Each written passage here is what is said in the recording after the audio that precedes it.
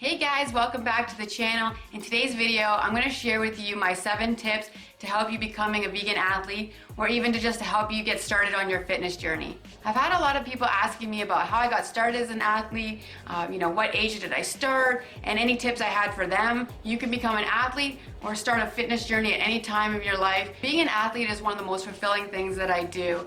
It has constantly been a journey for me of self-improvement. I absolutely love sports, so my passion is there and I enjoy that. It's allowed me to conquer a lot of fears. It really set me in the cycle of, setting a lot of goals and achieving them, how to achieve them. And I've learned a lot about myself personally just through the years, through my journeys, and how much I actually love living a very active, healthy lifestyle. Okay, so let's jump into our 7 tips. The first tip, which is specifically part of the vegan part of being an athlete, is starting the switch and ditch. This is the part of your journey where you're going to be switching out animal products and replacing them with plant-based whole foods, foods that your body are going to thrive on. And from my personal experience over the years, I've been a competitive athlete for over 20 years, and since I went vegan, I actually have an improvement in my performance. I have more energy, my muscle recovers more quickly. So it can definitely be an advantage for an athlete to be vegan, simply because our bodies just naturally thrive on plant-based whole foods. So start making your switches. So you replace meat like chicken and beef, and you're gonna replace it with beans, tempeh, tofu, quinoa, lentils. There's so many really great sources of vegan protein without the cholesterol, without the junk. And then things like dairy milk, really easy to substitute. You can switch out dairy for almond milk, soy milk, coconut milk, all kinds of different non-dairy milks out there right now. And definitely check out the labels on them, because most of them are fortified, so you're going to be having a great source of B12, iron, magnesium, and they're usually a great source of protein as well.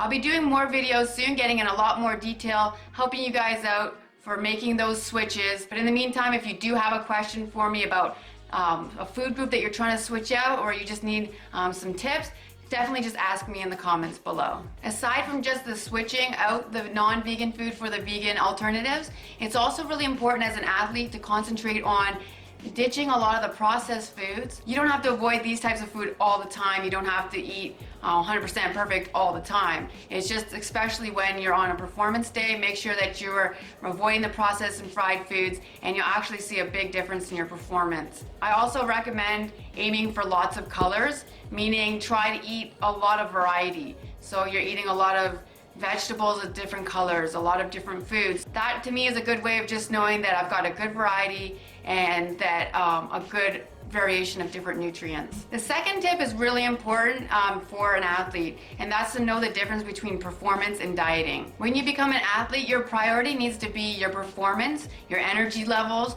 your muscle recovery. All these things are really important for athletes.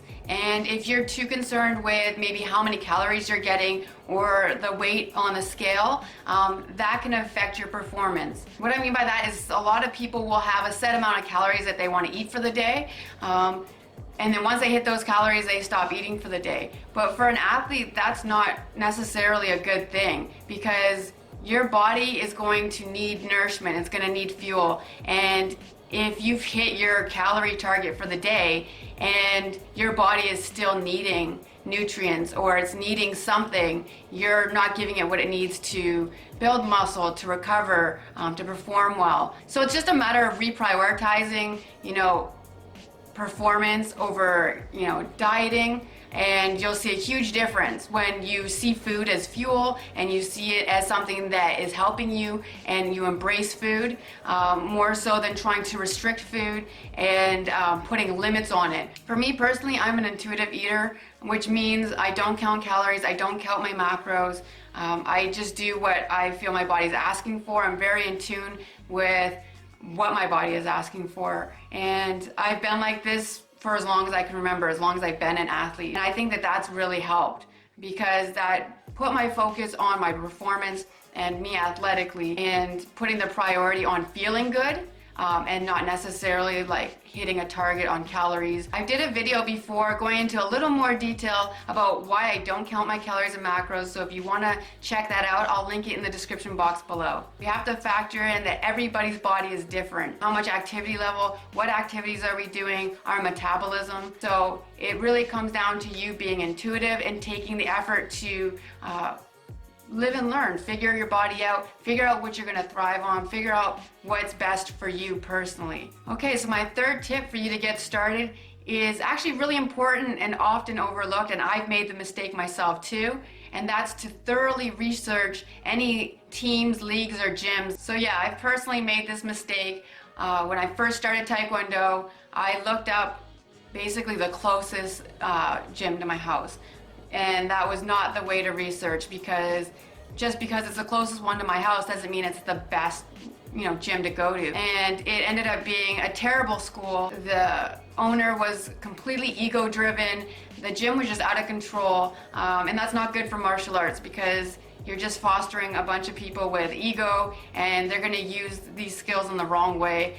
So I didn't stay there very long. I only stayed there until I was a yellow belt. And then from there, I learned my lesson and I thoroughly researched where I wanted to go. That brought me to the school that I go to Taekwondo now. And I thoroughly researched it. I visited them, I researched online, I went and did the free classes. That ended up being amazing. So I still train there now. I've been there for about 8 years. But I do have a whole list of other considerations that you should make when you're making this decision. So one of the other things to consider is the schedule. Even if the school is really good or the gym's great, what's the schedule like? It's really important to make sure that with the schedule, you can actually have a really good work-life balance with it, and that it works with your other commitments. Another thing to consider is the reputation. Like I said with myself, the first time I did not research this, and I ended up going to a really bad Taekwondo school, and I fixed that by leaving there and then finding a new school. But I researched the reputation. So definitely look up any reviews, reach out to anybody that you know that might be going to that school or gym, find out their opinion, ask about the instructors. Another thing to consider is the quality of the facilities. Make sure to check out if it's clean, are they maintaining it well? You just want to make sure that you are training somewhere that's in a safe environment. The next thing to consider is the qualifications of any of the coaches and teachers or trainers. Make sure that whoever is leading your classes or your sessions, that they're qualified and they're trained. Okay, and this last thing to consider is more so for people that are looking for personal trainers or going to gyms, and not so much for people that are looking for teams or like hockey or Taekwondo and things like that. If you're looking for a trainer, are they vegan friendly? They don't necessarily have to be vegan. I mean, that's your choice.